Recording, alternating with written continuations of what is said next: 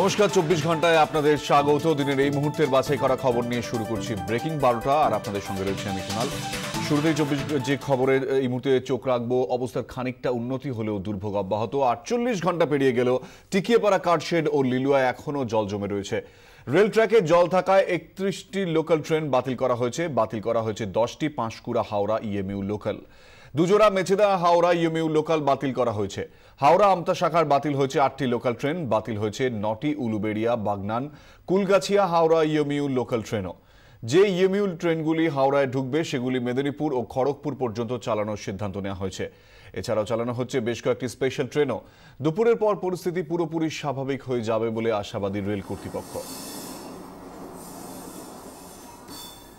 আমরা এই মুহূর্তে সরাসরি আপনাদের নিয়ে যাব টিকিয়াপাড়ায়। সেখানে এখনো পর্যন্ত জল জমে রয়েছে। পরিস্থিতি ঠিক কি, জল সরানোর কাজ কিভাবে চলছে, আমাদের প্রতিনিধি দেবব্রত ঘোষ সেখানে রয়েছেন। দেবব্রত, এই মুহূর্তে টিকিয়াপাড়ার ঠিক ছবিটা কেমন?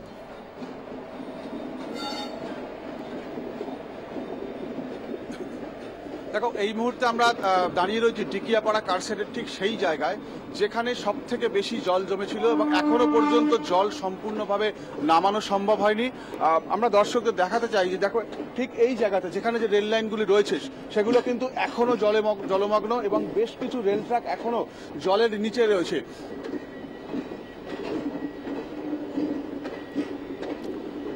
একেবারেই দেবব্রত, সেক্ষেত্রে স্বাভাবিকভাবে এই পরিস্থিতিতে কিভাবে আমাদের সঙ্গে সম্ভবত যোগাযোগ বিচ্ছিন্ন হয়ে গিয়েছে। আমি আরও একবার আপনাদের সেই ছবি দেখাবো। এই মুহূর্তে আমরা যে ছবি আপনারা দেখতে পাচ্ছেন যে টিকিয়াপাড়া, সেখানে বেশ কিছু ট্র্যাক এখনও পর্যন্ত জলের তলায় রয়েছে এবং রেলওয়ের তরফ থেকে যদিও জানানো হয়েছে যে আর কিছুক্ষণের মধ্যে, দুপুরের মধ্যেই সেটা সম্ভব হবে ট্রেন চলাচল স্বাভাবিক করার জন্য।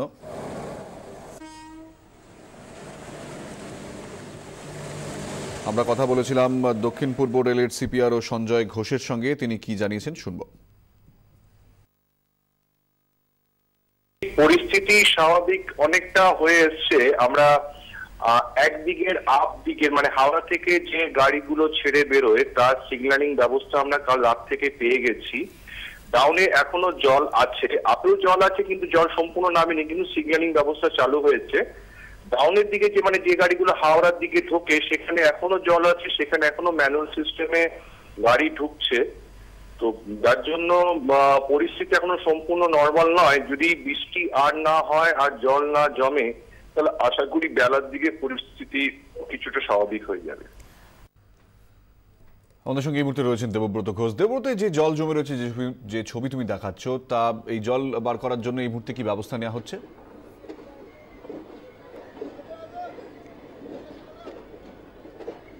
দেখো, এই মুহূর্তে জল বের করার জন্য যে ব্যবস্থা নেওয়া হয়েছে, 8টি অতিরিক্ত পাম্প চালানো হচ্ছে এই টিকিয়াপাড়া কারশেড থেকে এবং সেখানেই সেইভাবেই জল বের করার ব্যবস্থা করা হচ্ছে। কিন্তু এখনো পর্যন্ত জল সম্পূর্ণ নামেনি। তুমি দেখতেই পাচ্ছ যে এখানে এখনো পর্যন্ত যে সমস্ত রেল ট্র্যাকগুলি রয়েছে সেই রেল ট্র্যাকগুলো কিন্তু জলের নিচে রয়েছে এবং এখানে এর ফলে কিন্তু ট্রেন চলাচল যথেষ্ট বিঘ্নিত হচ্ছে। ইতিমধ্যেই 30টি ট্রেন, লোকাল ট্রেন বাতিল করা হয়েছে, তাম্রলিপ্ত এক্সপ্রেস বাতিল করা হয়েছে। তবে বেলা বাড়ার সাথে সাথে এর যে এই অবস্থার যে একটু উন্নতি হবে এমনটাই দক্ষিণ পূর্ব রেল কর্তৃপক্ষ দাবি করছে। এবং এইখানে জল জমে থাকার কারণে সব থেকে যে সমস্যা হয়েছিল, এখানকার যে সিগন্যাল সিস্টেম সেগুলো সম্পূর্ণ বিকল হয়ে গেছিল এবং ম্যানুয়ালেতে কিছু গাড়ি চালানো হচ্ছিল আজকে সকাল থেকে ডাউন লাইনে। এবং এই মুহূর্তে সিগন্যাল সিস্টেমের কাজ সেগুলো কিন্তু চলছে। দূরে যে সমস্ত রেল কর্মীরা রয়েছেন তারাও কিন্তু এই সিগন্যাল সিস্টেম তারা মেরামতির কাজ করছেন। বেশ কিছু সিগন্যাল সিস্টেম সেগুলো এখনো ইতিমধ্যেই কিন্তু ঠিক করা গিয়েছে, কিন্তু আরও অনেকগুলো সিগন্যাল সিস্টেম যেগুলো রয়েছে সেগুলো এখনো পর্যন্ত ঠিক করা সম্ভব হয়নি। ফলে কিছু ট্রেন ম্যানুয়াল সিস্টেমে চালানো হচ্ছে, যার ফলে কিন্তু এখনো পর্যন্ত রেল পরিষেবা স্বাভাবিক হয়নি। তবে এখানে এই সমস্যা এখানে যে সমস্যা রয়েছে, জল জমার সমস্যা, সেটার পাকাপাকি সমাধান করতে গেলে শুধু রেল কর্তৃপক্ষকে এগিয়ে এলেই হবে না, হাওড়া পুরসভা তাদেরও কিন্তু একটা দায়বদ্ধতা থেকে যায়। কারণ যেখানে ঠিক এই টিকিয়াপাড়া কারশেড তার পাশেই যে ইস্ট ওয়েস্ট বাইপাস রয়েছে সেখানেও কিন্তু প্রচুর ওয়াটার লগিং হয়, অর্থাৎ জল জমে, এবং যার ফলে কিন্তু এই টিকিয়াপাড়া কারশেড থেকে জল বের করলেও সেই জল কিন্তু আবার ঘুরে এই কারশেডের মধ্যেই চলে আসে।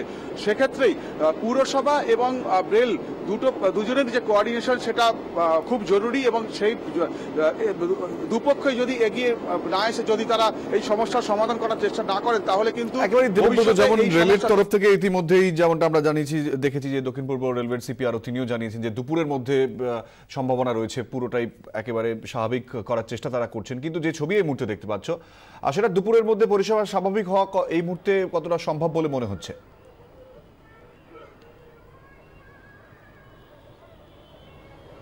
দেখো, এখনো পর্যন্ত এই দুপুরের মধ্যে পরিস্থিতি স্বাভাবিক হবে বলে মনে হচ্ছে না, কারণ যেভাবে রেল ট্র্যাকে এখনো পর্যন্ত জল জমে রয়েছে এবং সিগন্যাল সিস্টেম যেগুলো বিকল হয়ে গেছিল সেগুলো সারানোর কাজ করছে রেল কর্মীরা, সেগুলো এখনো পর্যন্ত সম্পূর্ণ হয়নি।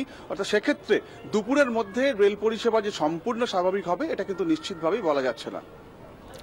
দেবব্রত, আপাতত ধন্যবাদ। দেবব্রত ঘোষ আমাদের সঙ্গে ছিলেন। এই মুহূর্তে হাওড়া টিকিয়াপাড়ার কি ছবি সেটাই আমাদের সামনে তুলে ধরলেন। এদিকে দক্ষিণ পূর্ব রেলের বেশিরভাগ ট্রেনই আজ ছাড়ছে হাওড়া থেকে, তাই সান্তানাগাছি স্টেশনের চাপ কালকের চেয়ে কম, কিন্তু বহু দূরপাল্লার ডাউন ট্রেন সান্তানাগাছিতে থামিয়ে দেওয়া হচ্ছে এবং যে কারণে বহু যাত্রীকে হাওড়ার পরিবর্তে সান্তানাগাছিতেই নামতে হচ্ছে। আবার অনেক ট্রেন বাতিল হওয়ায় দুর্ভোগে পড়েছেন যাত্রীরা। বাস ট্যাক্সি কম থাকায় বিপাকে পড়েছেন যাত্রীরা। এই সুযোগে বেশি ভাড়া হাঁকছেন ট্যাক্সি চালকরা। এক্সপ্রেস ট্রেন লেটও চলছে, আর সাইমালটেনিয়াসলি যে লোকাল ট্রেনগুলো আছে সেগুলো ম্যাক্সিমাম ট্রেন ক্যান্সেল। তো এটা খুবই আমাদের পক্ষে, যারা যাত্রী তাদের পক্ষে খুবই অসুবিধাজনক হচ্ছে। 1 ঘন্টা আমাদের আন্দুল থেকে আউট স্টেশনে দাঁড় করিয়ে রেখেছে, তারপরে এইরকম হ্যারাসমেন্ট, গাড়ি নাই, বেশি ভাড়া চাইছে, খুব খারাপ অবস্থা। জল জমে আছে টিকিয়াপাড়াতে, ওই জন্য যেতে পারছে না, যাত্রীগণদের খুব অসুবিধাই হচ্ছে। বন্ধ হওয়ার মুখে শতাব্দী প্রাচীন বিজি প্রেস। 3 মাসের মধ্যে আলিপুরের ইউনিট বন্ধ করে দেওয়ার সিদ্ধান্ত প্রায় পাকা হয়ে গিয়েছে। তবে আলিপুরে কর্মরত 460 জন কর্মীর মধ্যে কোনো কর্মীরই চাকরি যাবে না বলে শিল্প ও বাণিজ্য দপ্তর সূত্রে জানা গিয়েছে। আমরা এই বিষয়ে কথা বলবো, আমাদের প্রতিনিধি সুতপা সেন আমাদের সঙ্গে রয়েছেন। সুতপা, বিস্তারিত কি জানা যাচ্ছে?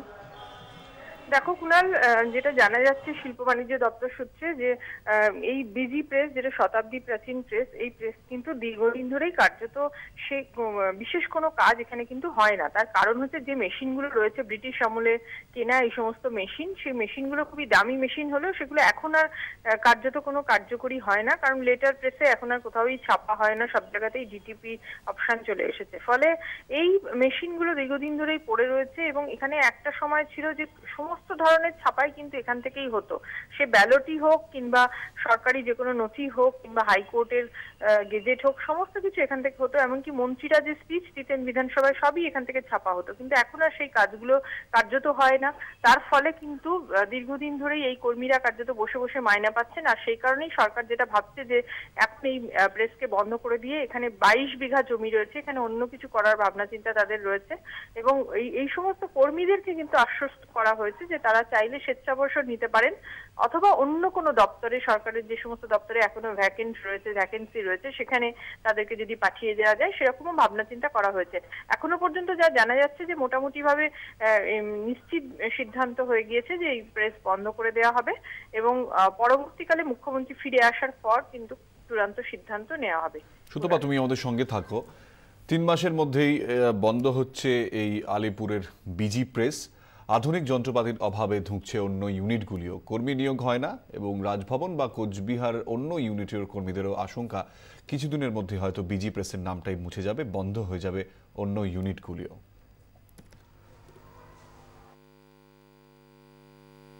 বর্তমানে এটা আমরা শুনতে পাচ্ছি যে আলিপুর এরকম কথাবার্তা চলছে যে ওটা হয়তো আগামী দিনে বন্ধ হয়ে যেতে পারে, এবং কোনো স্টাফের কোনো ক্ষতি সেটা হবে না। এদিক ওদিক ওরা গভর্নমেন্টের অন্যান্য অফিসে আদার্স অফিসে পাঠিয়ে দেবে হয়তো, কিন্তু আমাদের কাছে বা কাদাপাড়ায় এ ধরনের কোনো খবর আমরা এখনো পাইনি বা আসেনি।